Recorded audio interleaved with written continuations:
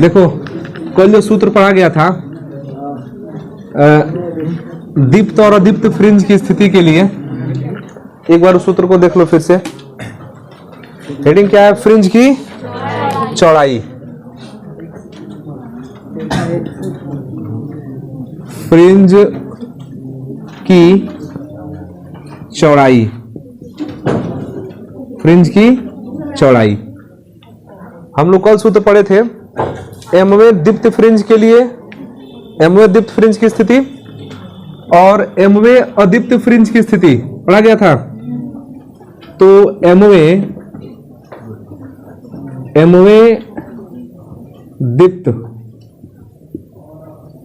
Fringe, इसकी स्थिति के लिए एक्सएम इक्वल टू फार्मूला क्या पढ़े थे?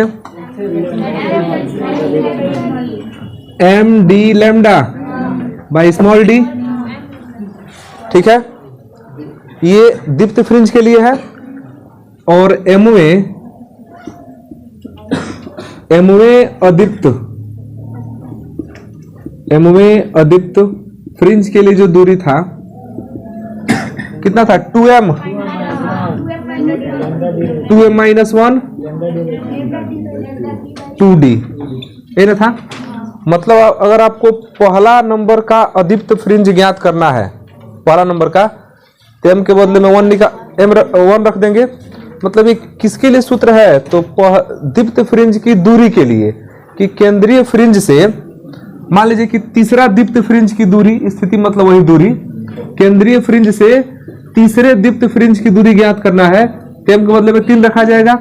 लेकिन केंद्रीय फ्रिंज से तीसरे अदीप्त फ्रिंज की दूरी अगर निकालना होगा तो इसमें रख देंगे m बराबर 3। तो जितने नंबर के फ्रिंज की दूरी पूछेगा वही हम लोग सूत्र में क्या कर देंगे? रख देंगे। बाकी लैम्डा जो है प्रकाश का तरंग दैर्ध्य है, डी क्या है? पर्दे के बीच की दूरी, और स्मॉल डी दोनों जो रेखा छिद्र है उसके बीच की दूरी है। ये तो समझ रहे हैं। अब हमको पढ़ना है फ्रिंज की चौड़ाई। तो फ्रिंज की चौड़ाई थोड़ा सा समझ लीजिए। यहां पर जैसे मान लीजिए कि इस वाले लाइन पर ना केंद्रीय फ्रिंज बन रहा है, केंद्रीय फ्रिंज, क्योंकि बीच में तो बनेगा ना केंद्रीय फ्रिंज। अब इसके ऊपर केंद्रीय फ्रिंज हमेशा जो है चमकीला होता है, ब्राइट होता है। इसके ऊपर एक डार्क बनेगा, इसके ऊपर कैसा फ्रिंज बनेगा? डार्क बनेगा। इसके ऊपर मान लीजिए कि जो फ्रिंज बना वो डार्क बना, ठीक है, एकदम डार्क बन गया। फिर इसके ऊपर एक ब्राइट बनेगा ना, फिर इसके ऊपर एक कैसा बनेगा? ब्राइट। फिर एक बनेगा तो कैसा बनेगा? डार्क बनेगा। फिर एक बनेगा तो इसके ऊपर कैसा बनेगा? ब्राइट, ऐसा बनेगा। अब मान लीजिए कि यहां पर एक फ्रिंज बन गया, सफेद है तो ब्राइट समझ लीजिए, और नीचे एक हम डार्क बना देते हैं, एक ऊपर डार्क बना लेते हैं। थोड़ा ध्यान से इसको देखना, ये आपका डार्क फ्रिंज हो गया, ये भी डार्क हो गया, और यहां पर एक ये ब्राइट फ्रिंज है, केंद्रीय फ्रिंज। अब हमको इस फ्रिंज की चौड़ाई ज्ञात करनी है, फ्रिंज की चौड़ाई ज्ञात करनी है। तो अगर हमको इस फ्रिंज की दूरी, ध्यान देना, जो ऊपर वाला आपका डार्क फ्रिंज है, ये पूरा दूरी मिल जाए यहां से, ये पूरा दूरी, और इस पूरे दूरी में से, यहां से नहीं, डार्क फ्रिंज शुरू यहां से ना हो रहा है, यहां से ना शुरू हो रहा है। अब ध्यान से देखो, इस वाले दूरी में से यह वाला दूरी घटा दे तो बीच वाला चौड़ाई निकल जाएगा ना, समझना थोड़ा सा। यह एक डार्क फ्रिंज है, तो केंद्रीय फ्रिंज से कुछ दूरी पर होगा, इसके बाद एक ब्राइट है, फिर इसके बाद क्या है? एक डार्क है, तो वो भी डार्क तो इससे कुछ दूरी पर ही होगा। तो हम यह मान लेते हैं कि यह जो डार्क फ्रिंज है ना, डार्क फ्रिंज, वो एमोआ डार्क फ्रिंज है। कौन सा है? एमोआ। तो इसके एक एमोआ है और इसके यहीं तक है, एमोआ आपका यहीं तक है, ठीक है। और इसके बाद वाला जो डार्क फ्रिंज है इससे एक और आगे वाला है, तो हम उसको M+1 कह सकते हैं। मतलब कि ये वाला जो पूरा फ्रिंज है यहां से तक, ये वाला कितना है? X M+1 fringe. समझ पा रहे हैं इस चीज को? अरे कुछ ना कुछ नंबर में तो होगा, दूसरा, तीसरा, चौथा, पांचवा।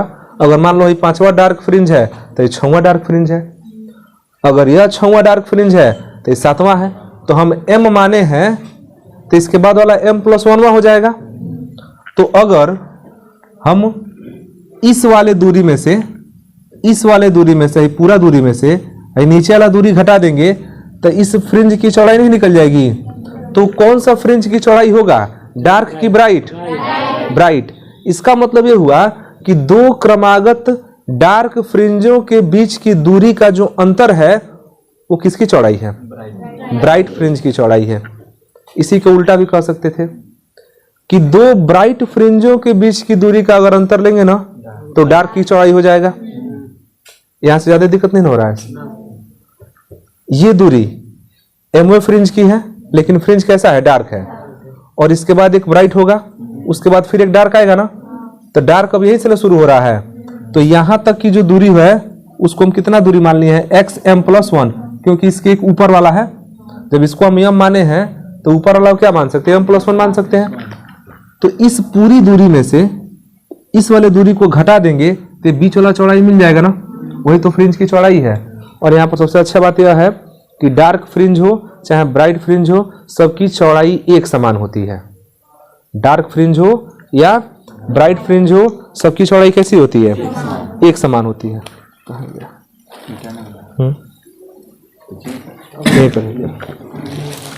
डार्क फ्रिंज हो या ब्राइट फ्रिंज हो, सबकी चौड़ाई क्या होती है? एक समान।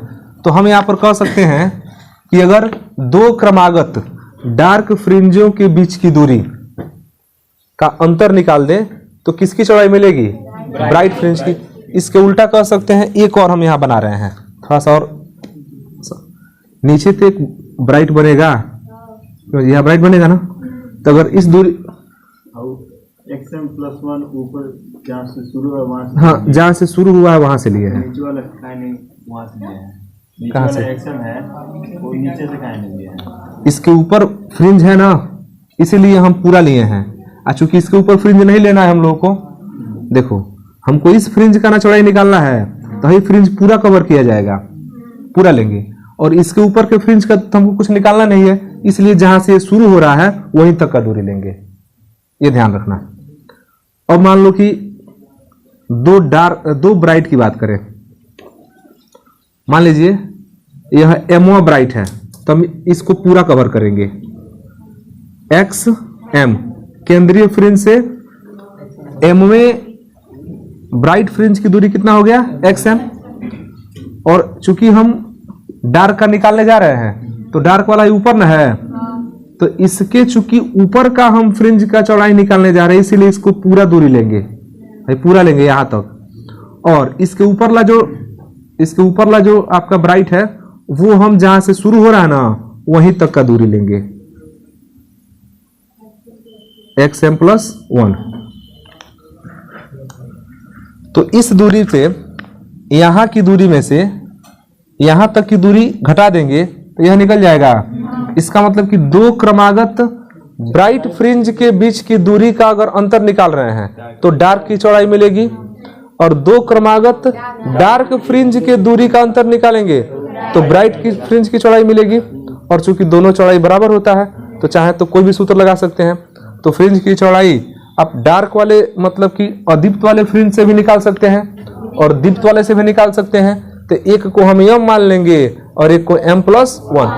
कोई जरूरी नहीं कि मतलब M और M+1 मानेंगे, किसी को पांचवा फ्रिंज मान लीजिए, एक छुआ ले लीजिए और छुए की दूरी में से पांचवी दूरी घटा देना है। चाहे एक चौथा ले लीजिए, एक पांचवा ले लीजिए और पांचवे में से चौथे वाले को घटा देना है, तभी निकल जाएगा। लेकिन चूंकि यहाँ पर हम स्पेशल किसी संख्या को नहीं लेंगे, M और M+1 को ही लेंगे। तो यहां पर लिख सकते हैं कि फ्रिंज की चौड़ाई दिखाते हैं किससे, W से। अब हम कह सकते हैं कि XM+1 में से घटा दीजिए XM MOA। अब यहां पर दीप्त अदीप्त नहीं लिख रहे हैं हम, मन करे तो दीप्त वाले को घटा दो, मन करे तो अदीप्त वाले को, लेकिन दोनों से रिजल्ट बराबर आएगा, कोई अंतर नहीं होगा दोनों में। हम घटा के चेक भी कर लेते हैं। फिलहाल अभी ये किससे घटा रहे हैं, दीप्त से घटा रहे हैं। ठीक है, दो क्रमागत दीप्त फ्रिंजों के बीच की दूरी के अंतर को फ्रिंज की चौड़ाई कहते हैं, या दो क्रमागत अदीप्त फ्रिंज के बीच की दूरी के अंतर को क्या बोलते हैं, फ्रिंज की चौड़ाई। तो क्रमागत चाहे दीप्त ले लीजिए चाहे अदीप्त ले लीजिए। अभी हम फिलहाल कौन ले रहा है, दीप्त। तो XM+1, हमको M+1 में फ्रिंज के लिए दूरी निकालना है। तो क्या होगा, M के बदले में क्या हो जाएगा, M+1।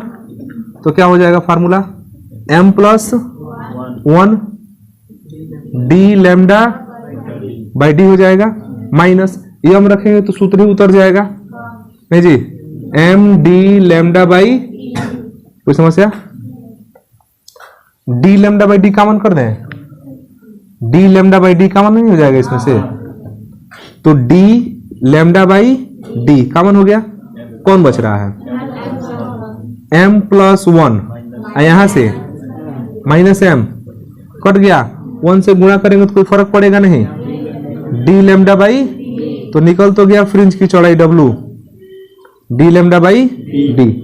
अगर कोई कहे कि नहीं हम दीप्त में M1 नहीं लेंगे, हम चौथा और पांचवा लेंगे, कोई बात नहीं है। अगर आप 5 लेते हैं, पांचवे फ्रिंज, तो 5d लैम्डा बाई डी हो जाएगा, और उससे एक कम वाला ले लीजिए, चौथा ले लीजिए, तो 4 लेंगे अगर, तो 4d लैम्डा बाई डी। तभी तो 5d लैम्डा बाई डी में से 4d लैम्डा बाई डी घटेगा, तो एक ही ना d लैम्डा बाई डी बचेगा, वही तो आएगा।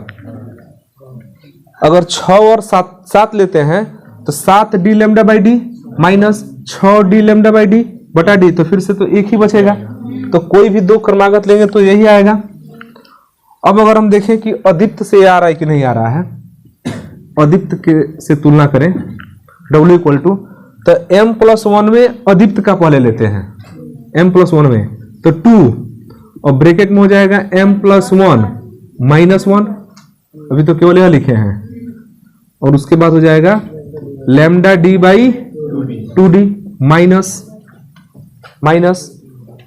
अब MOA अदीप्त का लिया जाए, M+1 में अदीप्त की स्थिति का दूरी का सूत्र हो गया, और MOA के लिए यही हो जाएगा 2M-1 लैम्डा डी बाई, तो इसमें कॉमन कौन होगा, अच्छा इसमें कॉमन कौन होगा, लैम्डा डी बाई 2d, अंदर क्या बचेगा, यही ना बचेगा, तो गुणा करा दें, 2M+2 -1, 2M+2 -1, यहां से क्या बचेगा, देखिए बाहर माइनस है ना, अंदर का चिन्ह बदल जाएगा, तो -2M +1 हो जाएगा, तो 2M से 2M कट गया, -1 से +1 कट गया, W equal to lambda D by 2d into 2 है ना, 2 से 2 कैंसिल, फिर W बराबर वही चीज आ गया, लैम्डा डी बाई डी, यही ना आया। तो चाहे आप दीप्त से निकालिए अदीप्त से निकालिए, कोई समस्या नहीं होगा। तो दो क्रमागत फ्रिंजों के बीच की दूरी के अंतर को, दो क्रमागत फ्रिंजों के, अब इसमें हम दीप्त अदीप्त नहीं कर रहे हैं, सीधे सीधे लिखेंगे, दो क्रमागत फ्रिंजों के बीच की दूरी के अंतर को फ्रिंज की चौड़ाई कहते हैं, और इसे D से प्रदर्शित किया जाता है, W इसे W से प्रदर्शित किया जाता है। तो W बराबर D lambda by D, D क्या है, दोनों पर्दों के बीच की दूरी, कैपिटल D कहाँ गलत हो रहा है जी, और स्मॉल d दोनों रेखा छिद्रों के बीच की दूरी, और लैम्डा क्या है, तरंग दैर्घ्य, हो जाएगा, लिखा जाए।